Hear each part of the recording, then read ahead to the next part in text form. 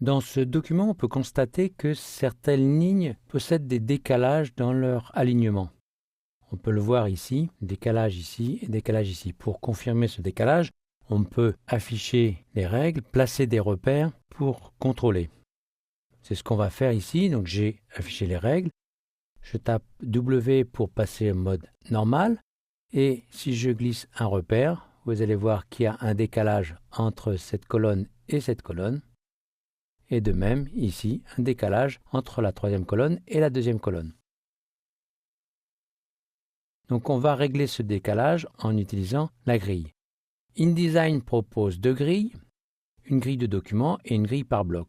On va utiliser dans ce cas de figure la grille du document, donc qui sera utilisable sur toutes les pages. Pour utiliser cette grille, il faut faire deux étapes. La première consiste à régler la grille, la deuxième consiste à l'appliquer. Pour régler la grille, j'aurai besoin de connaître l'interlignage du texte. Donc pour ça, je vais cliquer dans le texte ici, avec l'outil texte, et regarder à la rubrique des paragraphes ici, quel est l'interlignage. Je constate qu'il est de 13,5, donc j'utiliserai ceci par la suite. Je peux revenir ici. Maintenant, pour régler la grille, je vais d'abord l'afficher. Pour afficher la grille, ici, je choisis grille de ligne de base. Cette grille apparaît en bleu. L'espace entre deux lignes s'appelle le pas. Il va falloir le régler puisque les lignes du texte vont venir se caler dessus. Il faut que ce pas corresponde à l'interlignage que je viens de mesurer. Et il faut que je positionne la première ligne ou une des lignes de la grille de manière à ce que la première ligne du texte puisse venir se placer dessus. Pour faire ces réglages, on va afficher les préférences.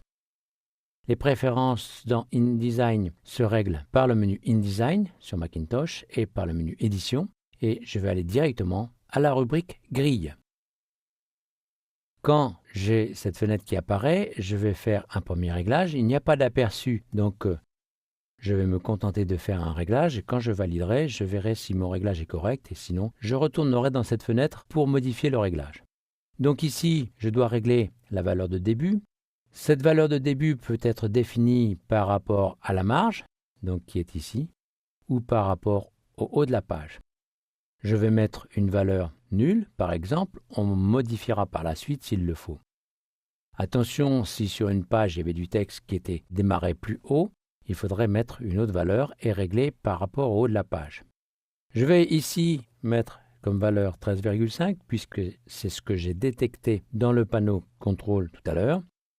L'option seuil, qui est ici à 75, permettra de faire disparaître la grille si j'affiche la page à un taux inférieur à 75. Je peux augmenter cette valeur. Ici, la page est affichée à 120, donc si je mets une valeur de 100, la grille disparaîtra dès que je serai en dessous de 100. Je vais laisser cette valeur ici. Pour l'instant, j'ai fini mon réglage de grille. Je vais valider et regarder ce que ça donne.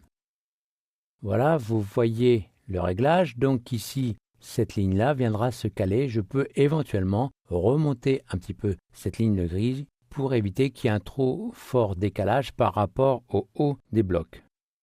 Pour l'instant, je vais le laisser comme ceci puisque je pourrai toujours le rectifier une fois que la grille sera appliquée. Je vais maintenant sélectionner les paragraphes que je veux aligner sur la grille. Il y a celui-ci et je vais m'arrêter à celui-là puisque ici, l'interlignage est différent. Je l'appliquerai après à ce paragraphe ici. Pour appliquer la grille, je peux aller dans le panneau de contrôle et cliquer sur cette icône. La grille s'est appliquée, vous voyez que le texte est un petit peu descendu. Je vais l'appliquer à ce texte ici. Donc ici, je clique juste dans le texte. Et je vais l'appliquer cette fois-ci par le panneau paragraphe puisque je retrouve l'icône que je vous ai indiquée précédemment. Donc là, il n'y a plus de décalage. Le texte est correct. Je peux éventuellement remonter un petit peu la grille pour que le texte ne soit pas si bas. Je vais donc réafficher les préférences et la rubrique grille et je vais modifier cette valeur. Je vais mettre une valeur de 3,3 par exemple. Vous voyez que les lignes ont remonté, donc ici l'alignement me semble correct. Je vais vous présenter maintenant la deuxième type de grille. On va utiliser ce bloc pour l'observer. Donc je vais zoomer un petit peu ce bloc également. Donc le bloc étant sélectionné, la deuxième grille est une grille de blocs qui va s'activer par le menu Objet, Options de bloc de texte. Une fenêtre apparaît. Elle comporte deux rubriques, Général et Options de ligne de base. Dans cette rubrique Options de ligne de base, je peux définir de la même manière que précédemment une grille. Donc ici, je coche Utiliser la grille de ligne. Pour la différencier de la grille précédente, je peux en changer la couleur. Je vais mettre celle-ci. Et maintenant, il me reste à régler la valeur de cette grille. Donc, comme tout à l'heure, je dois spécifier une valeur de pas correspondant à l'interlignage. Donc ici, je n'ai pas regardé quelle était la valeur d'interlignage. Je vais laisser ceci comme ça. Je vais aller voir la valeur d'interlignage qui est de 14,4 et donc je retourne dans la grille pour spécifier cette valeur ici de 14,4. Donc un aperçu ici permet de voir immédiatement le réglage. C'est un des avantages de cette grille par rapport à la précédente.